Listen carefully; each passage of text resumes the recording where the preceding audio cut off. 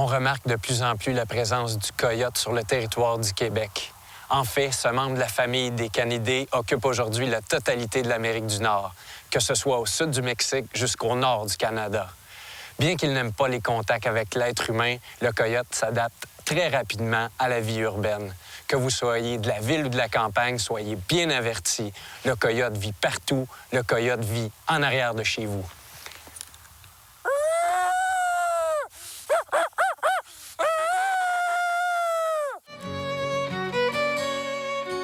Cette émission est une présentation de Remington.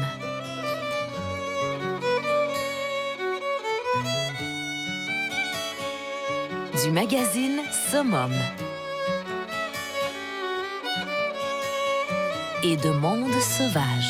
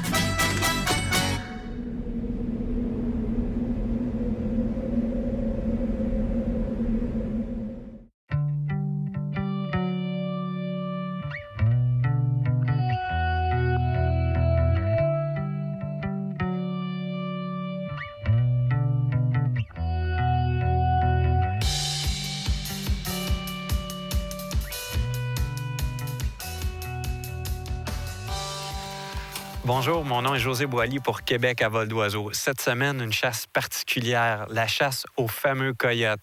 Une chasse sur 2 tentatives. La première, on se dirige dans les champs de la Naudière pour faire nous-mêmes nos expériences.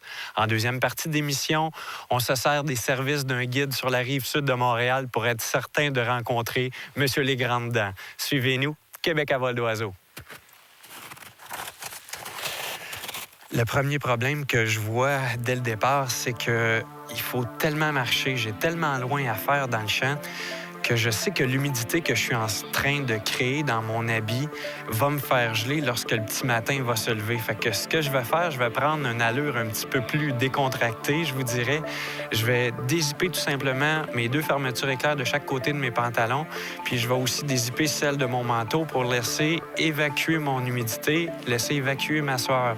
Parce que présentement, je suis en train de saturer mon habit. Donc, une petite ouverture. Vous allez sûrement vous dire, il aurait donc dû prendre sa motoneige. Vous avez raison, ça aurait été moins dur pour l'effort. La motoneige, on s'en est servi énormément parce qu'on a ratissé ici tout le territoire pour savoir exactement où était le coyote, quel bois il fréquentait durant la journée et où était-il durant la nuit, dans quelle coulée, dans quel passage il passait pour aller manger. On a trouvé des bonnes informations, c'est pour ça qu'on a choisi exactement le champ où on est ce matin. Au niveau de la motoneige, on ne peut pas s'en servir en situation de chasse parce qu'il y a vraiment des émanations puis il y a des senteurs de gaz qui restent sur nous. Le coyote, c'est futé. Ça a des bonnes oreilles, mais ça a aussi un très bon nez et une très bonne vue. Si vous arrivez avec une senteur de gaz, vous ne verrez pas de coyote. Donc, ce matin, je me paye une petite marge de santé. Ça va juste me tenir en forme. Ma petite marche tire tranquillement à sa fin. On arrive dans la zone chaude, je vous dirais. Je vais descendre un petit peu mon ton de voix parce que c'est vraiment autour d'ici que les coyotes gravitent. Ce qui me reste à faire avant de se quitter puis avant d'éteindre la lumière de la caméra, c'est d'aller poser ce que j'ai à l'intérieur de mon sac, ce que je vais appeler ma marionnette. Je vais aller faire l'installation dans le silence. Je vais marcher encore un peu. Après ça, on ferme la lumière, on va laisser la lueur du jour faire son travail, puis on se revoit dans la cache. Fait que suivez-moi, je vais mettre un petit peu d'artifice, ma petite marionnette à batterie. On se revoit tantôt. Merde.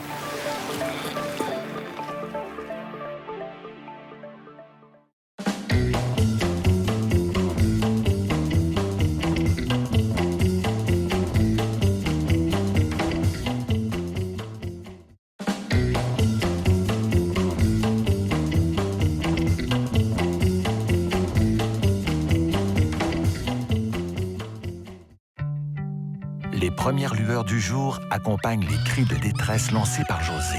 À l'aide de ses flûtes, il imite les plaintes d'un animal en détresse.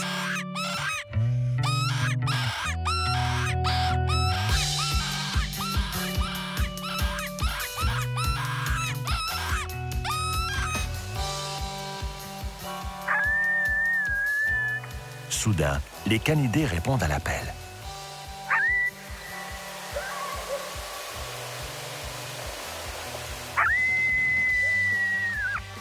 Deux coyotes plantés comme des statues recherchent du regard leur future proie. Attention, trop loin. José réussira-t-il à les faire avancer à portée de tir?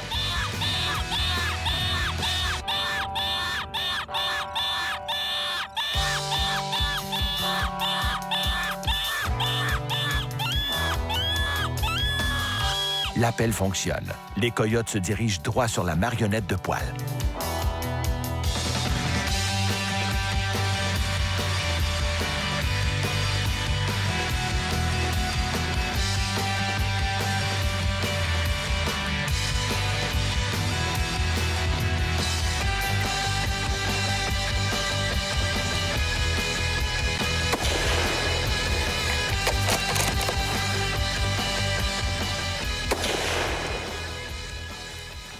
Oui!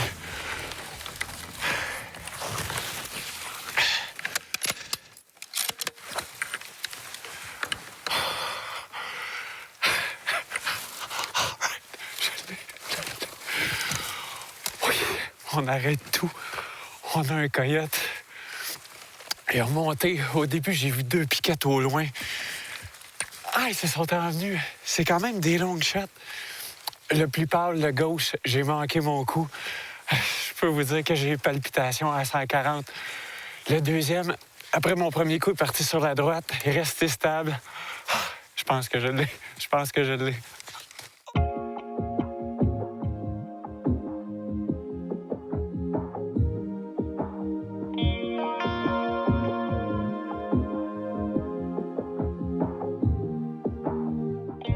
Je prends quelques minutes pour savourer mon beau trophée. Lorsqu'on fait des chasses aux oiseaux, lorsqu'on fait des chasses au gibier multiples, souvent on prend pas le temps de s'arrêter puis de voir la belle créature qui est à côté de nous. La chasse aux coyotes, c'est peut-être le seul coyote que je vais récolter cette année. Donc, je prends quelques minutes pour me rapprocher de lui avant de retourner au véhicule.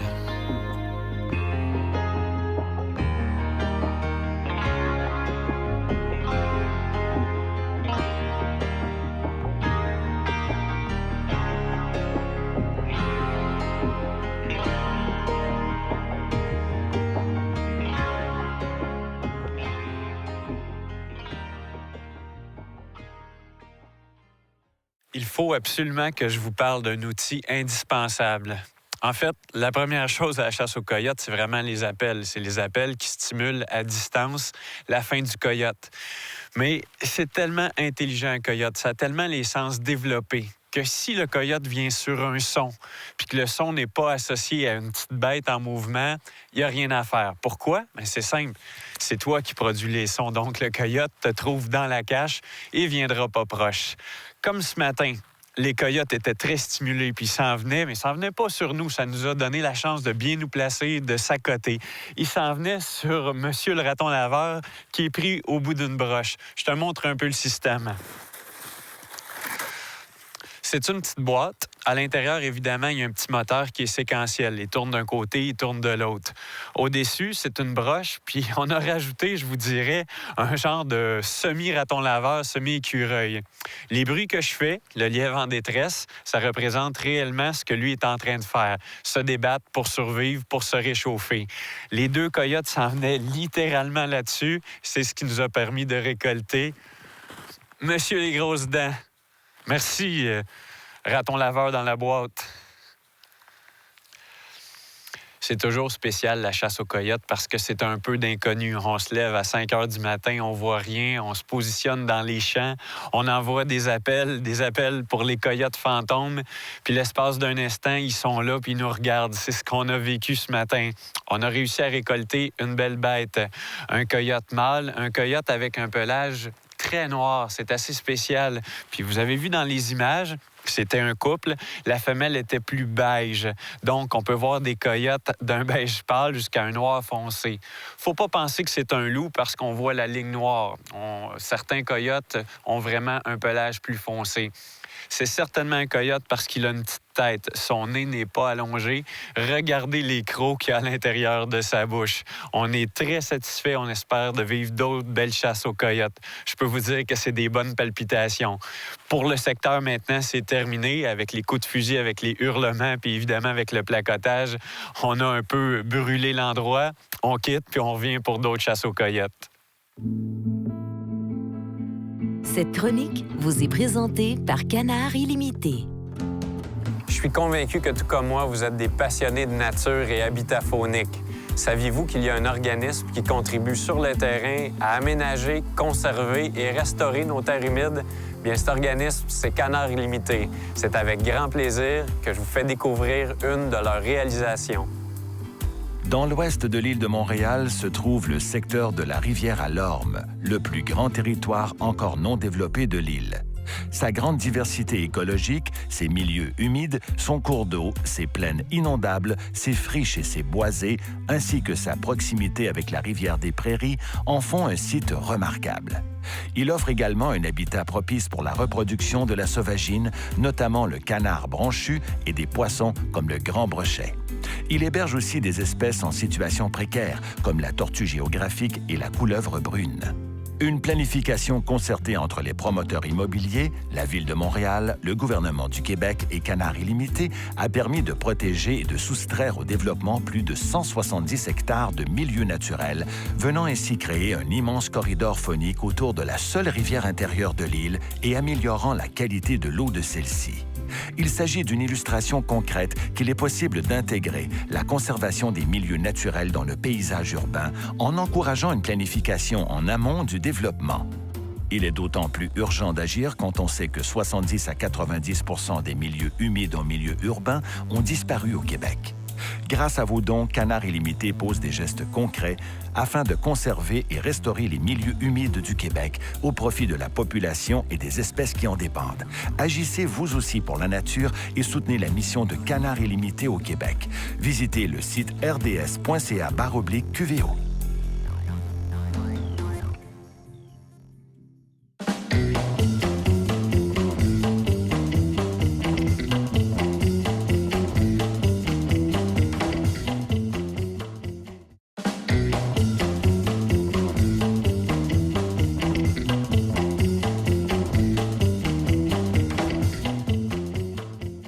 Maintenant que nos propres expériences de chasse aux coyotes sont faites, on se transporte sur la rive sud de Montréal, accompagné de Christian Beauregard pour la chasse aux coyotes et aux renards.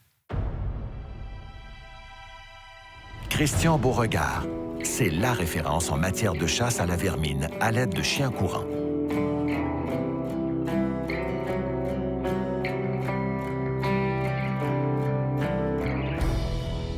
Notre guide dresse des chiens Foxhounds et des Train Walkers pour arriver à traquer les canidés.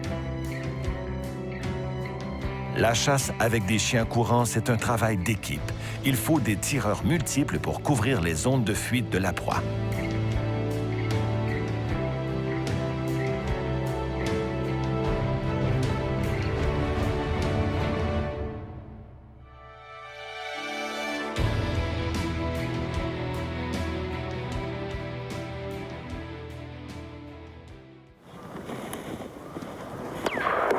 Les chiens pisteurs ont au fait de faire sortir un coyote du bois choisi par notre guide.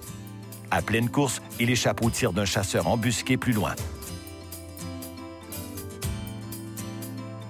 Croyant augmenter sa vitesse de course en empruntant un sentier de motoneige, le fuyard se dirige droit sur Christian.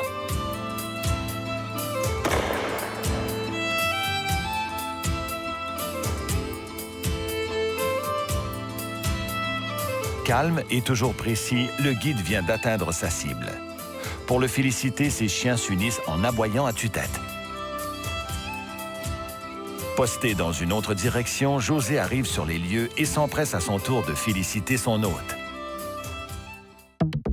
La chronique culinaire vous est présentée par les restaurants Yuzu Sushi. Notre coyote ayant été utilisé pour sa fourrure, cette semaine, le chef Jean-Olivier du restaurant Le Sagamité vous prépare un braisé de marmotte. Bonjour, mon nom est Jean-Olivier, chef exécutif du restaurant Sagamité dans le village Juron, à Wendake. Aujourd'hui, notre recette, on va préparer une marmotte, un braisé de marmotte à la moutarde. Donc, la recette se prépare comme suit. On va commencer par dégraisser notre marmotte. Faut pas oublier que la marmotte, c'est un animal qu'à l'automne est très grasse, fait que la chasse pour la marmotte est plus de juin, aller jusqu'à mi-juillet, si on veut avoir pas trop de gras sur notre viande, parce que le gras va altérer un peu le goût. Fait qu'on commence à enlever le gras. Maintenant que notre marmotte est désossée, on va poursuivre notre cuisson. On va ajouter notre marmotte désossée à l'eau bouillante. Très, très important de ne pas mettre de sel, de poivre, aucune herbe dans le bouillon, parce que c'est un bouillon pour l'attendrir un peu, 45 minutes, pour juste lui donner une première cuisson, pour aller chercher sa tendreté un peu. Un coup que notre marmotte elle a bouilli 45 minutes, on va la retirer de l'eau, parce qu'on va poursuivre notre cuisson sur le feu et finir au four. Pour le début de notre cuisson, on va faire chauffer un peu notre poêlon. On va ajouter notre bacon. On va laisser notre bacon un peu saisir, qui dégage de son gras. C'est justement le bacon qui va apporter le gras, qui va venir adoucir un peu notre marmotte. Un coup que notre bacon a frit un peu, on voit que son gras est en train de tout dégager un peu du bacon. On va ajouter notre échalote française. On va faire suer un peu l'échalote à travers du gras du bacon. Ensuite, on va y ajouter un peu l'ail. Ensuite, 3-4 clous de girofle. C'est juste pour donner un petit goût spécial. Si vous voulez pas de clous de girofle, il n'y a pas de problème. On peut remplacer par les feuilles de laurier. Ensuite, on ajoute notre moutarde forte. On va ajouter notre marmotte. On va venir mouiller.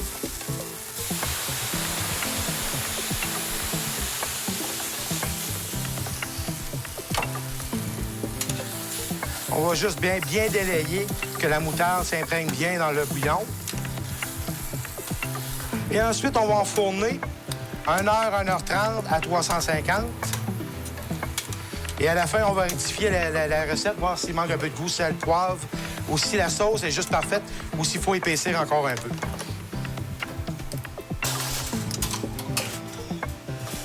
Bon, on va ensuite dresser notre assiette.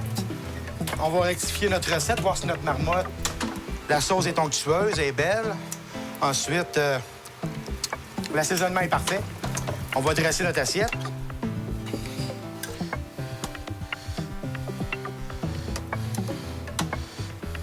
On va juste mettre un petit peu de sauce. Et ensuite, pour l'accompagner, on peut y aller avec un peu de légumes, pommes de terre. Moi, j'ai choisi de faire un millefeuille de pommes de terre. Ensuite, quelques petites asperges, petite courgette en décoration. Et une petite tomate qu'on appelle une petite tomate brûlée, c'est juste pour faire une couleur dans l'assiette. Et en vous souhaitant un bon appétit.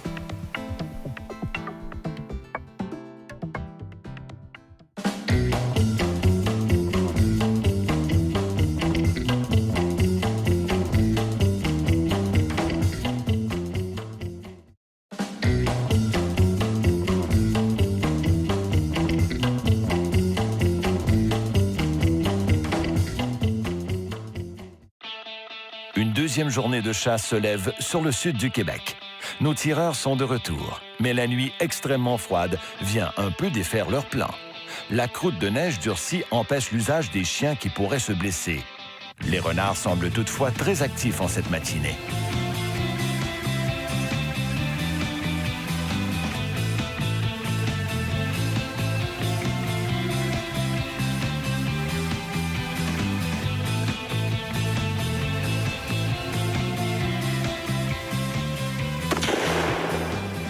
Depuis le début de l'avant-midi, il y a un renard qui joue avec nous. On est à pied ce matin parce que sa porte, on est capable de marcher sans enfoncer. Le renard, il nous voit, on essaie d'aller au-devant de lui en marchant, mais on n'y arrive pas. Là, j'ai été chanceux, il s'est rapproché de moi. Assez pour tirer, mais ça s'est passé tellement vite. Il a passé par-dessus le chemin que les skidoo empruntent, puis il s'est caché dans ce petit bois-là. Je l'ai vu au travers des branches, j'ai essayé de tirer un coup de fusil, mais non, j'y ai pas touché. Un coup de carabine, j'y ai pas touché. Il mérite sa sécurité, il mérite d'être tranquille dans le bois. On va essayer d'aller se replacer pour vivre d'autres séquences, d'autres palpitations de chasse aux coyotes et aux renards. Au loin, une forme rousse attire l'attention de José. Un renard se fait griller au soleil.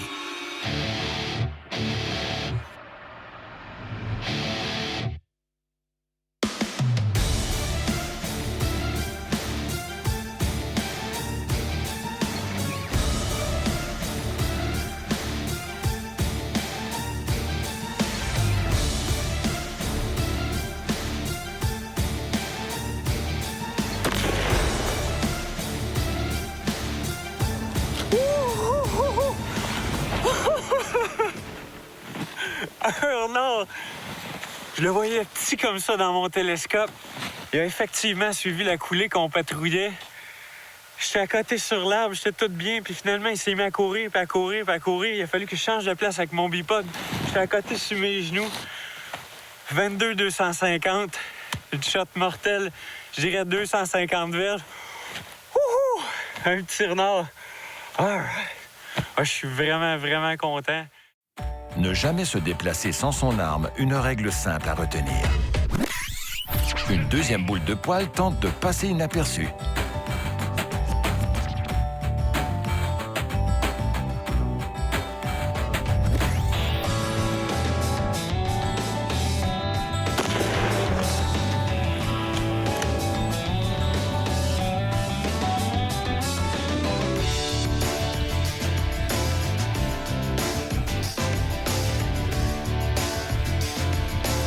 On a apprécié notre séjour sur la rive sud de Montréal. On a appris qu'un coyote et un renard, ça court très vite. On a appris qu'on va retourner peut-être au champ de tir. Mais bon, on a eu beaucoup de plaisir. On finit aujourd'hui avec nos 2 renards. Puis hier, on a fini avec un beau coyote. On est très satisfaits. On se revoit pour la prochaine aventure. Suivez-nous, Québec à vol d'oiseau. QVO vous a été présenté par Remington.